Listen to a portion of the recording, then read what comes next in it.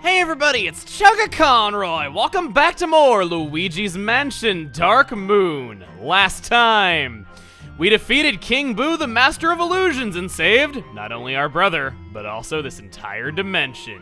This time, we're here to see just what aftermath is in store for us. How about we get into it?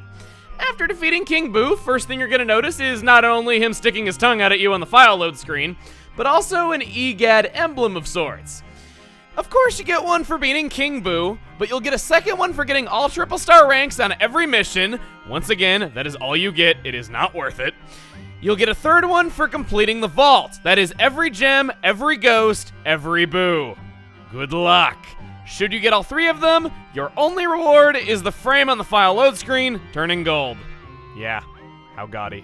And wow, almost 33 hours of playtime. I know that I had to replay some missions here and there, and I did do a bunch of multiplayer stuff, and we also did have some multiplayer recordings fail, as you might know, but dang, that's definitely a plus of this game over the original Luigi's Mansion. That game would not have lasted you even 1/6 that amount of time. Let's go in, though. You can now select the final boss fight anytime you want to, as you would expect, so you don't need to play the nightmare each and every time you want to do it. You can also see the name of the mission, and also the description of "This is it, Luigi, it's time for you to stop King Boo," or something or other. You got some records there, pretty basic. There's not any gems to collect here, thank goodness. I would really hate it if I had to go through specific paths on those Katamari segments. It really is just what I'm gonna call it, I'm sorry.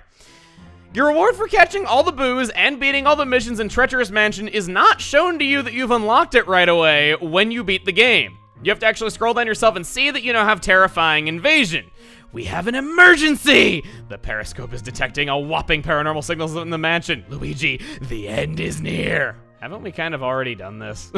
Yeah, I don't feel any need to play all of the bonus missions. I at least wanted to show that they were there and catch all the Boos, but they're just kind of all the same thing we've already seen from the first bonus mission we did. We've seen these mansions already. I don't think I would have anything meaningful to say about them, so not really sure if we're gonna tackle those today. A minor but still helpful thing to know that I didn't talk about up to this point is that in Scare Scraper, let's say that you're playing online with randoms and you got no way to talk to them, but you want to get them over to a room so that you can push the objective further. If you tap on the touchscreen, they will see the pulse that you have tapped, and Luigi will utter a very nice, "Over here." It's no, but it'll do. I guess for the next topic at hand, we could go down to the vault. We're kind of moving through these topics fast. Something tells me this video is not very long and I haven't even finished recording it yet. I just wanted to show that EGAD is not as dumb as he looks. He knew what he was saying when he was writing this text here. It's kind of cute when you go back and you look at it. Also, King Boo does not have any sort of bio whatsoever. Presumably, he already escaped in the time of those credits so they can have another sequel. However, that's actually about it for what's in the actual game. You can see our stacks of fat cash over there, but nothing else really. If you're curious what the full Boo canister looks like, there you go. Slows down the frame rate quite a bit. I had some people saying like, hey, is my 3DS the only one that slows down? Nah, it's just that I wasn't scrolling around in those end slates. 32 out of 32, not bad at all. And I guess for the last thing that I'm gonna be talking about in the way of miscellaneous topics are some various Easter eggs that you can see in the backgrounds of some cutscenes as some little details. Now, these are gonna be spoilers for the original Luigi's Mansion. That is why I didn't want to talk about these until now. I had lots of people pointing them out to me in the comments saying like, hey, how come you didn't acknowledge this?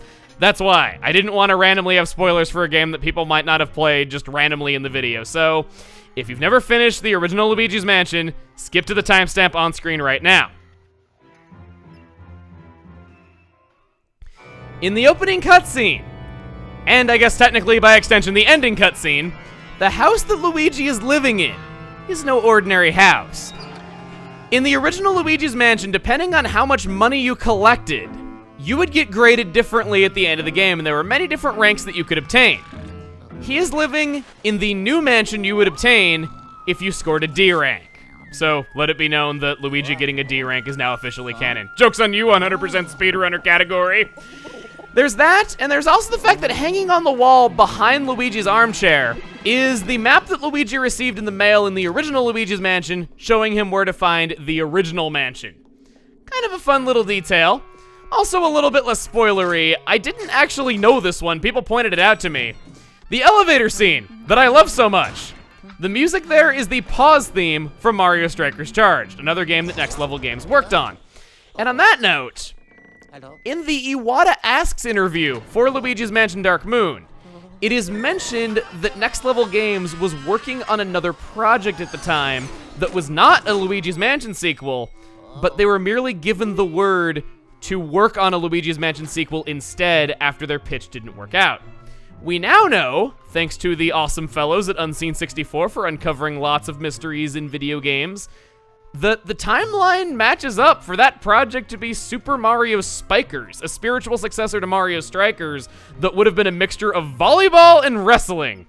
Hey, if anyone could have made it work, it's the folks at Next Level Games. But yeah, so this originally didn't start out as a Luigi's Mansion sequel at all, but a volleyball wrestling game. Amazing how much creative projects can change in the span of their development. I guess this isn't in the game itself, but it's still something I wanted to draw attention to. The artwork. I want to show you the promotional art that they released of Luigi's Mansion Dark Moon, just on websites in various places and other promotional material, because it's good stuff. It matches the style of this game, though, but just the overall texture and really stylized look to it, it makes me want for another Luigi's Mansion on a console. This was definitely good for a portable experience, and I get that the whole mission structure was done so the game could be broken up into more bite-sized chunks so you could play it on the go. But I'd like to see another game on a console, and these visuals really sell that idea to me for what a Luigi's Mansion game could look like nowadays, because it's all so good. Just all of it is so amazing.